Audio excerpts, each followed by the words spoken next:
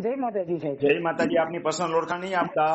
હા હા પેલા તો એ પૂછું હા કે તમારી ઘીરે ગંગા આવવાની હોય ને તમે એમ કયો કે 6 વાગે ફોન ન કરતા ને 8 વાગે ફોન કરજો, એવું શું કામ કરો છો? મોડા ઉઠો છો? સૂર્યવંશી ના છો? ના સાહેબ વહેલા જ ઉઠીએ છીએ, પણ પેલું દૂધ લઈને જવાનું હોય ને ઓકે 6 થી ઓકે, 8. કાંઈ વાંધો નહીં, સમજી ગયો. હાલો બોલો. હા, પ્રશ્ન બોલો.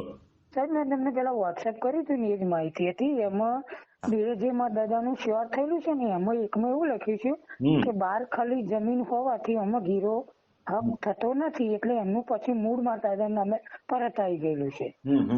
અને બીજી એક જમીનમાં એવું છે કે ટ્રેડિશનલ કોર્ટ 29/12/1961 ના રોજ એવું ઠરાવવામાં આવ્યું કે ગણત ધારામાં નામ નથી, એટલે મૂળ માલિકના નામે પરત થઈ ગયેલું છે. એટલે બે માં આવું થયેલું છે. એ જ સેમ મેટર મારી જમીનમાં છે, પણ મારો પેલો દસ્તાવેજ મારી પાસે છે, જે તે પાર્ટીની સહી છે, પણ ગીરો હક હજુ કમ્યો નહીં. બીજા હકમાં અમારા નામ તો છે જ. તો એના આધારે હું કરી શકું? જયારે ગીરો મૂકી તારી એ બધા સર્વે નંબર હાથે જ હતા. અમારા બાપા એમને આવું બતાવે છે. ગીરો છે એ કોનું છે? ગીરો તો આપણી પોતાની પ્રોપર્ટી છે. એ વ્યક્તિ અત્યારે હયાત છે ગીરો વાળા? પણ એ સાહેબ 1960 પછી ક્યાં હોય એ શી ખબર, આપણને તો કોઈ આઈડિયા નહીં. તો સિવિલ કોર્ટમાં જવું પડે. સિવિલ કોર્ટમાં જવું પડે, સિવિલ કોર્ટ નક્કી કરે. ગીરો વાળાને દૂર કરવાનો અધિકાર સિવિલ કોર્ટને છે.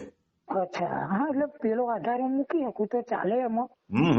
કારણ કે એમાં 12 ખલીની જમીન બતાવી છે, તો એવું મારી જમીનમાં એવું જ છે, 12 ખલી ઇનામી એવી જ જમીન બતાવી છે. સિવિલ કોર્ટમાં જવું પડે તમારા કેસમાં. હા, હા હા ભલે સાહેબ. સમજાઈ ગયો જવાબ? હા હા હા ઓકે.